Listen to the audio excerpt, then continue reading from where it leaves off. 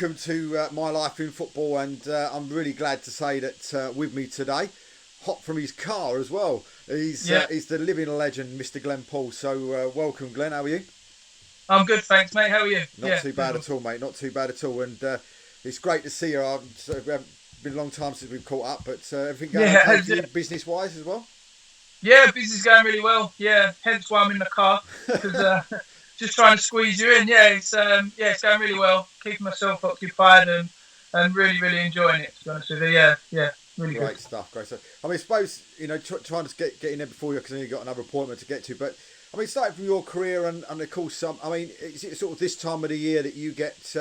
You sort of think back to your Grays days when we're getting into the semi-finals of the FA Trophy.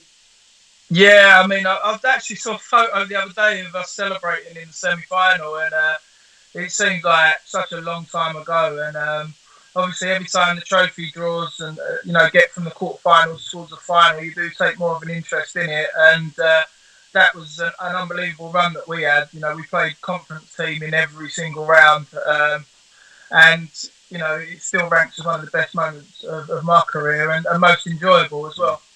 So I mean, with your career, if we go right back to the beginning, I mean, when did you start off with your footballing career?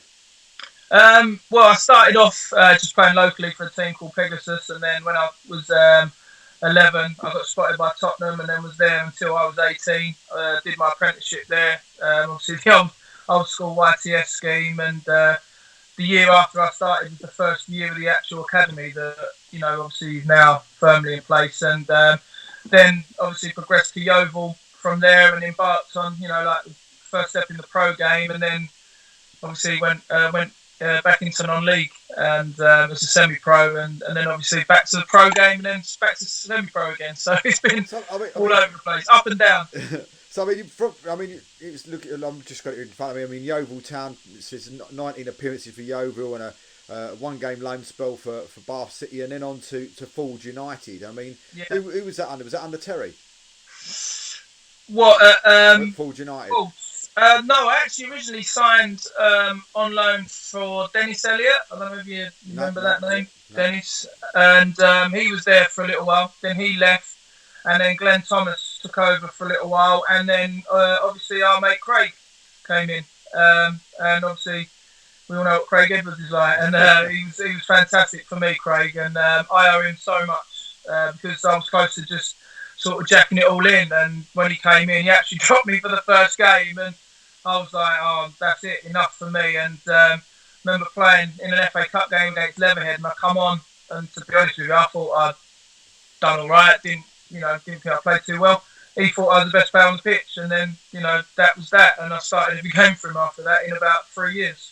So, I mean, looking at the stats that I've got in front of me, 80 appearances, 33 goals. I mean, that's not a bad strike rate. It was actually better than that, because that was just games that were recorded. Like some of the cup games that we played never got recorded, and I actually scored quite a lot of goals there. It was about nearly 70 goals. Wow. So in 150 odd games, I think it was. So for me, that was the time when I first started finding my feet, my confidence, and becoming a mature footballer, because you're playing with men that, at the end of the day on a Saturday or a Tuesday night, 3 points actually meant something. And I had to learn very quickly. But I mean, was that exciting times though at Ford?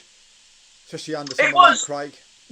Yeah, it was, because, I mean, like I said, I was just enjoying playing. I was at Yeovil for 2.5 years and didn't really play as much as I would have liked. So I started off scoring on my debut, and there were a lot of clubs watching me at the time, and I was only 18 and, just come down from the big smoke, and I think I let it get to me a little bit, and I got sort of sidetracked and didn't really focus on what I should have been, didn't really listen a lot, and then went and just played games. And Gary Johnson actually said to me, he was the one who released me, he said, just go and play games and you'll find yourself.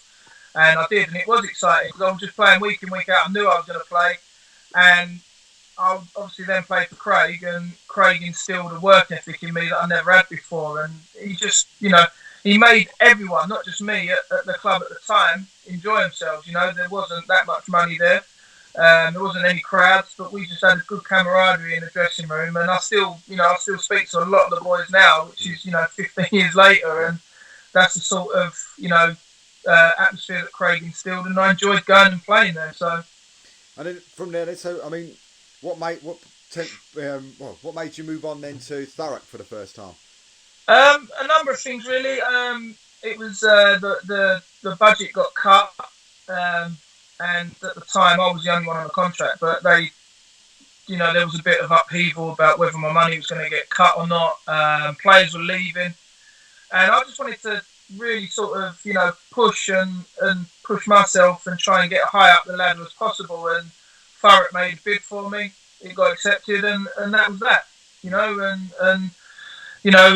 I went there. It was the same division, but Thurrock were pushing for promotion. I think at the time we still could have had a chance of winning the league. And you think of our Thurrock is exactly the same sort of thing. No crowd and relatively new club at the time, and they was doing really well. And I just I grabbed that opportunity.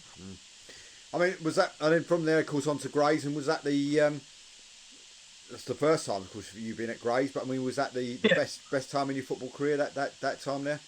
I would say it was most enjoyable, and it was the most satisfying for me, because I was entering a team that was really, really good. We all know, the players that they had there, and I could have gone actually the year before, just before I signed for Thurrock, but for one reason or another, that never materialised. And I remember Mitchell Coles, God bless him, he was sold to Southend, and there was a slot for me, and I went and went in there, and I was the only part-time player for the previous season, so I've gone into a full-time atmosphere, a settled squad, and I ended up finishing top goal scorer that season, and obviously winning the trophy. And that was when I felt that people started noticing what I could do, and then that gave me a lot of confidence that people were sort of seeing the qualities that I had. I knew I had them, but your own worst critic, and for me to show it on a national stage,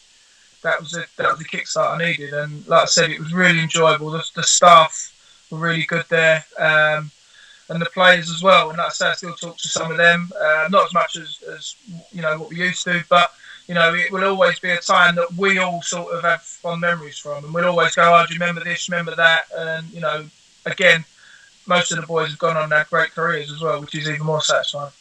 Only gripe with that would be that, would you say that he wasn't at Wembley?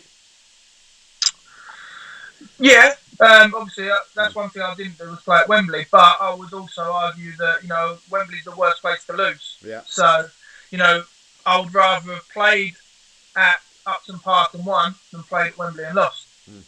So at the end of the day, that's the way I look at it. That's life, isn't it? I've got my winners' medal sitting at my mum and dad's, and that's all you can say. That it just says winners. It don't say where you played. No, so. Absolutely, yeah. So from there, you moved on. It says you went to Rochdale on loan. Yeah, that must have been a bit of an eye-opener from Grays to Rochdale. Yeah, it was unbelievable. I just remember my mum and dad were on holiday, or they was leaving that day, and I dropped off one of the players at my agent's office in Romford after training, and I literally got home from Romford, which was a 10-minute journey. By that time, I'd had a phone call saying Rochdale want you on loan, and I was like, right, okay. For a start, and ended up going, and then turning around halfway, because I'll be honest, I had a little bit of a meltdown and didn't want to go. I worked it out that I trained half the week at Grays and half the week at Rochdale, and I grabbed it with both hands, because I thought, if this is the only chance I'm going to play league football, or have a chance of playing league football, then I'm going to do it. So I was 26 at the time, and obviously the dream for any young lad is to play football league football, and thankfully, I just remember playing against Swindon on a Tuesday night. Came on for about 25 minutes, half hour. Did quite well, drew 0-0. Sat in the hotel room after on my own and was like, I've just played a football league game. And if you'd have said to me then, you're going to play non-league for the rest of your life, I would have been quite happy with that, really, because it was a late goal of mine that I achieved, and I wasn't sure it was going to happen. So I'm grateful for Rochdale, actually, and Keith Hill, who ironically left this week, that they gave me the opportunity to fulfil a dream. And then of course on from there to the one that everybody sort of talks about, well, the pictures that I saw when I first got to know you was at Brentford. Yeah. I mean, Rochdale did want to sign me. They gave me an offer. It was only a 1-year deal, and Brentford. I went and spoke to Brentford. I spoke to Dagenham and Barnet as well, amongst others as well. But they were the main three that I was going to choose from. And Brentford just wowed me, really. Obviously, I'm sitting there and Terry Butcher's sitting opposite me. But it was Andy Scott, the assistant, who came and watched me play for Grays in the trophy semi the following year after we won it at Stevenage. And he said, even though you lost, you were the best player on the pitch. And he was the one that got me there. And, you know, looking at the club, and I looked around the training ground and told me the plans that they had. Is literally the plans that, you know, they're fulfilled now. And it was amazing. And like I said, they offered me a 2-year deal, and it was a good package.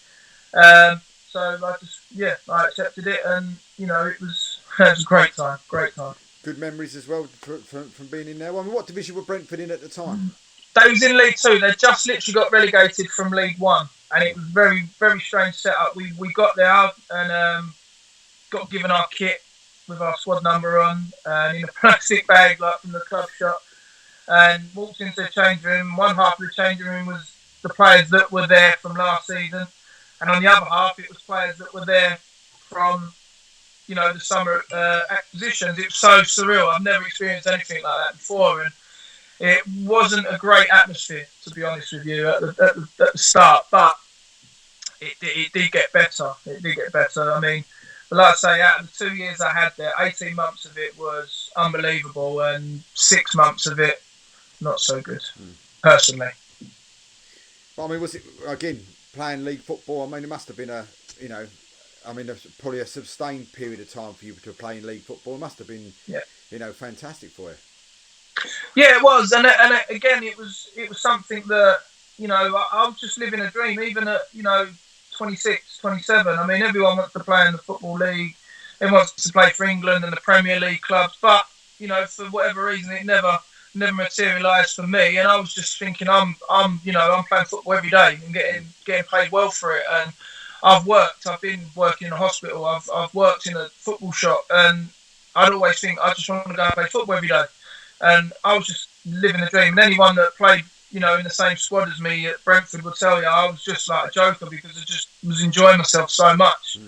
And luckily for me, for the majority of the time I was playing well, I was scoring and just enjoying it. I was like a kid in a candy shop, you know, and I'd had a good deal offered to me from Stevenage, who Mark Simpson was at the time, and he was assembling a very, very good squad, very much similar to the Grey squad that we had. A lot of the players, well, not a lot, a few of the players were going there from Greys, but I was, you know, at the end of the day, I want to play in the Football League, and they were in the conference at the time, and it was great memories, and I felt like, again, I'd sort of arrived and was getting a lot of scope, a lot of media attention, and again, a few teams were sniffing around. I had a chance to go to a club that was in the league above, and that never materialised either. But, you know, that's football, isn't it? You know, everything that, you know, happens for a reason or doesn't happen. So, I mean, from there, back to Grays for a short period of time. I mean,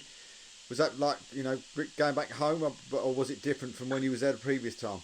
I'll be honest with you, it was different. It was a lot different. I personally, you know, and it's nothing against Grays, I didn't really want to go back when I got offered originally. I was training at Dagenham, and I got offered a deal there, 2-year deal by Dagenham, and it's, you know, obviously it's right near my home, and I was well up for signing. I got offered a squad number, or got asked what squad number I wanted. I was in the team photo. I got a tracksuit or a training kit, everything. Literally agreed the deal, and I kept getting fobbed off by John Steele constantly. Oh no, we can't do it at the moment because of this. And you know, in hindsight, I should have just said stuff it and go somewhere else, because I turned down a couple of other moves. But a lot of people have got loads of good stuff to say about John Steele, and again, that's proven with the things he's done. But as a man, he's not a nice man. He's not a nice man. He's done it to me twice. He's done it to a lot of other people as well.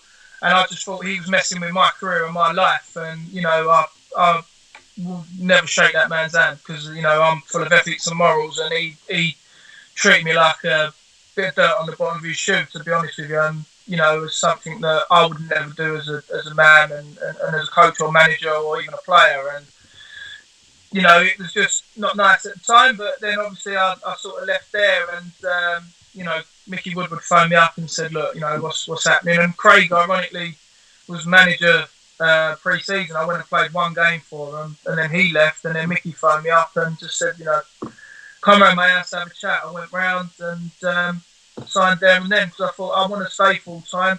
I want to play because the season started and I hadn't, you know, played any games. And yeah, I went back. And to be honest with you, I didn't do great. To be honest, I did okay, but I didn't do great. My head wasn't how it should be. It wasn't, you know, in the right place. I thought I should have been playing in the league, and you know, I let that sort of rule my head a little bit, and that affected my performances. So, but it was a different club, totally different club. When Simo left, it was kind of like playing a game of chase, you know, like catch up. Sorry, you know, to get back to where we were, and all the managers that tried ultimately, you know, failed. I mean, after that, you went to the Crazy Gang down to AFC Wimbledon for a short period of time, and then on to Barnet in that sort of season as well. I mean, was that sort of like just, I don't know, leaving Grays, going to AFC Wimbledon? I mean, how did it sort of come into effect with sort of 3 or 4 clubs quite quickly? I mean, I mean, I just remember like Grays at the time was, I mean, it was a bit of a mad place to be, and I remember the chairman Andy Swallow or whatever, the chief exec, I can't remember what his title was at the time. He said like, you know, do you want to leave? And I was like, yeah, I think I do, because I wasn't playing how I should have been. I wasn't enjoying it, and my agent at the time had said AFC Wimbledon, like, I knew Terry Brown liked me as a player for a good couple of years, and I just said, yeah, if it can be done, let's do it. They was doing really well, and I knew a couple of lads from Brentford that were there, and I knew Nathan Elder was going to sign for them as well on loan, and I've known Nathan since he was 16. I was like, yeah, let's do it, and I went there, and I won't say a bad word about the club. It was a great club. I really enjoyed it there, and we petered away a little bit, and then they went full time the next season, and you know, they just said, you know, we are going to release you. We're going to go down the younger sort of route. I was like, that's fine. I wouldn't have, at the time, you know, liked to have commuted all the way over there or moved back over there, you know, like when I lived there for Brentford. So it was a choice that they took, but I was quite happy with that, and I respected that. And again, they got promoted the next season, and you know, you can't argue with that. And I was really pleased that they got up. But it was a great club, and it was just a shame that I never played as much as what I would have liked. Again, I thought I'd do okay, score a few goals, but Terry had a way of, you know, squad rotating, and I'm not the type of player that likes to be rotating. I need to play week in. If I went to a game tomorrow for the first time, they played for nearly a year, I'd want to play. It's as simple as that. Yeah. And that was my mentality. I thought, like, I'm not the type of player that can play Saturday and rest on the Tuesday, and know you're going to play. No, that weren't me. But yeah, it was a good club, and I've got nothing but good words to say about AFC Wimbledon. And of course, you moved on to sort of a few clubs that went, you know, to Barnet. Yeah. According to you played 10 games for them, then to Braintree, 16 for them, Thurrock for the first time. So second time played 17 there, and he seemed to settle down a little bit. We went to Billericay for 4 years there, 151 games. I mean, what was that like down at Billericay? I love that place. Honestly, I haven't been back since obviously Glenn's taken over, and you know, I've driven past, and you can tell that the work that's gone in there is fantastic. But before that, it was just such a friendly club that I've met so many nice people. I've got, you know, I can count on one finger one person there that, you know, I don't like. You know, the people there were unbelievable. And again, Craig was manager, and he, again, made me love the game. You know, again, I was sort of going down a path where I was just doing it, you know, because it was all I knew, and it was, I get more income as well. I was just starting my business as well. But I went there and I was on less money than I was on at Thurrock. And Craig said to me, stick with me to the end of the season and see what we can do. And I never got a penny more while I was there in 4 years. And that's not nothing. I'm not, digging anyone out there. It was the fact that I just love playing football and playing for the club. And just totally, taken in by the people there. Not just me, but my family as well. When my niece was born, my sister and her husband now took the baby over. They sat them in the, indoors in the director's box, and little things like that go a long way. And it was just unbelievable. And I think consistently I played my best football, over that 4 years there, and I really, really enjoyed myself. And the people I've met again since then, I'll call mates. And that saying that there's no mates in football, I think is wrong, because we still talk on the WhatsApp groups every now and again now, and a couple of them have been to Australia or living in Australia, and we still stay in regular contact. But yeah, I love every single minute of being at that club. And then from there on to Canvey Island. Yeah, that was just, for me, I just needed a break and a new challenge at the time. I won all the Player of the Year awards. I knew that other players were thinking of leaving, and I was a bit, I think I need a new challenge. And then Danny, I've known Danny since we was like 13, 14. And he just said, do you fancy it? And I was like, yeah, okay. Just something different.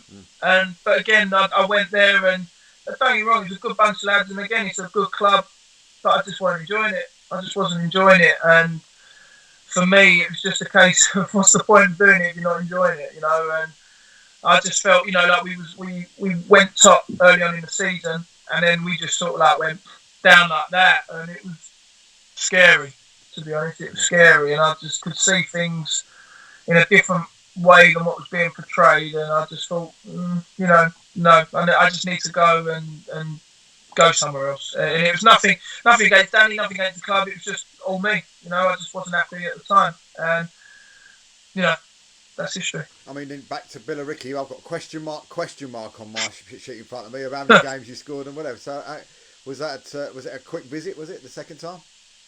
Well, I signed January, I think, and I stayed there till the end of that season. Again, Craig said to me, I want you back, and I spoke to him, and I was like, yeah, let's do it. He said, it'd be the same deal as what you was on. I said, fine, come back. And yeah, enjoyed it. We were pushing for the playoffs, I think, and for the league, and it was just we petered out a little bit, and it was just enjoyable. But again, I played and was enjoying it again, it was just unfortunate, again that it sort of petered out a little bit. And then back to your old mate at Thurrock. Yeah. He tried for a good year to 18 months to try and get me over as player coach, and I'd always been like, I'm not dropping down to Ryman 1 North, and that was not, me being arrogant. It was just my pride, I think, really. And I said no, I don't want to drop down to that level. But I looked at my age, looked at where I wanted to go at that particular moment in my career, and I was like, it's the best move to make. And we spoke at length, and I went over there and really enjoyed it. Like the year we got promoted, it was a really, really enjoyable year, and I played a lot more than what was planned, to be honest. But again, consistently, that was one of the best seasons I've ever had, and to get them over the line, because they've been through so much, heartache in the playoffs, and when they got relegated with that point deduction and things like that, they tried for so long. And to actually be a part of it that actually did it, and personally having 2 great games in the semi and the final, that's very satisfying for me. Really satisfying. And in hindsight, maybe should have finished then. But, it was a case of going and having another try at the Ryman Prem, and unfortunately, the way I left the club wasn't how I'd want to have left the club. I didn't want to leave the club anyway, but, Yeah. that's life. I mean, I remember seeing you play down at Cheshunt when you was in the Ryman one, and I was right behind your free kick, and it was a quality free kick. Do you remember that? Straight into the corner? I did, yeah. It was a quality free kick that went straight in off the Hurricane. Yeah, a bit windy, wasn't it? Yeah, it was, and I do remember that day because it was the first day. I went out with my now wife, and she said, "Oh, you only scored today because it was windy," and I was quite laughing. It actually was. It actually was, but it was again another great club. Unfortunately, it's not around anymore. Yeah. But I would have loved to have stayed all last year, and I just, I left not under a cloud, but I felt I should have got looked after a little bit more with the wage cut because I was staff. Now, obviously I might not have been playing as much, but at the end of the day, I'm still staff, and I thought, staff look after staff. But, that's the way the cookie crumbles. So no sort of calls yet then to get you to Hornchurch? No. No. Listen, at the end of the day, I've got a lot of respect for Simo, and I hope he does a good job. But no, I wouldn't entertain that, I don't think. So then from there, you onto Grays. I mean, according to this, 18 times 2 goals. I mean, enjoy time down there, or was that a bit too much for the, and excuse the expression, but a bit too much for the old legs on the old 3G on a constant basis? No. I mean, don't get me wrong, it did hamper my legs a little bit, but I'd still be okay. It was just a bad time for me. I lost, both both my nans within 3 months, and that sort of just knocked me for 12, not 6. And it was a tough time for me, and football becomes irrelevant. And I wasn't. I said to Jamie, I'm not coming in. I when my granddad passed away, I didn't want any days off, but now I was just like, no, I need some time. And when it happened again 3 months later to my nan, and and again, I wasn't treated with that much, respect while I was there at times. And I look around and I said to you, the respect in the game's gone. I'm not saying I want the red carpet out for me, but at times you just think, like, I mean, come on, you know what I mean? It's just you're just there, and you're not someone that's given a lot to the club and to the people around the club. And it was tough. It was a tough time, and at times I was going and I didn't want to go. I didn't want to go training, or I didn't want to go to Norwich away on my birthday when I knew I was, out for dinner with my then girlfriend and now wife, and I was like, I'm not driving to Norwich to sit on the bench. There's no chance. I'm better than that, And again, people might say, well, that's very arrogant or very egotistic, but it's not. It's just I wasn't going to go and drive to Norwich to sit on the bench when I knew I should be playing. And I just wasn't enjoying it, and I just took the decision, about this time last year, to just come away from it, and focus on my family and my business, and I've committed 21 years to it, and it has been so nice to just have a break, and just sort of on Saturdays go and coach the little 2 and 5 year olds in the morning, and then that's it. My weekend is my weekend, and do what you want with it rather than chasing all around. And I do miss playing, but I don't miss much else about it, to be honest. So is that the last we're going to see then as Glen Poole, the player in sort of in Isthmian leagues? You can never say never. I mean, to be honest with you, I had more offers last summer than I did when I was playing. And I've still had tentative offers, here and there. My dad goes and watches football all the time still. I think he's missing it more than me, bless him. But he goes and, people say, what's Glenn doing? And you can never say never. Like I say, I'd be lying if I said I don't miss the playing, because I do. I went and had a run the other week for the first time in God knows how long. I still feel fit, still feel healthy. But you never know. Like, at the moment, I'm just happy, focusing on me, my wife, my family, and, just enjoying not playing and keeping a bit of a clear head for once. Yeah. So, I mean, as you said, got married recently as well. So, I mean, family life and business going really well for you then? Yeah, I love it. I can't stress enough how happy I am within myself, which has been the first time in a long while that I've been really happy. And again, when, like I say, when tragedies happen like they did last year, um, you know, you realise that family is the most important thing in life, even more so. And I'm just happy. I'm happy. Happy with my work, happy with my life, and you know, football has been a massive, massive part of my life. And if I didn't have that, I wouldn't be doing what I'm doing now. Simple as that. And the way I look at it is football and playing football is only for so long in your life. Working and earning a living is for the rest of your life. And thankfully, football has helped me out with that massively. And like I say, you can never say never. I'd always be open for a chat, and that's one thing I do miss is having football chats sometimes. But I haven't been to watch a game since I finished last year. And and Keith knows, what I was like. I was at a game all the time, but now my life's changed, and we move on. So Listen, never say never, but at the moment, yeah, no. absolutely. Glenn, it's been fantastic. I know you've got to go, so because you've got your next job to get to. So we Yeah, do wish unfortunately. we do wish you all the very, very best with that. And of course, as I said mate. before, you're welcome back to the show whenever you want to come back. You're more than happy to come back whenever you've got your time. Appreciate it. But it's been an absolute pleasure talking to you today, and hopefully we'll catch up again in the future. Yeah, definitely. Thanks, mate. Magic. Thanks, mate. Cheers. See you soon. Bye. Bye.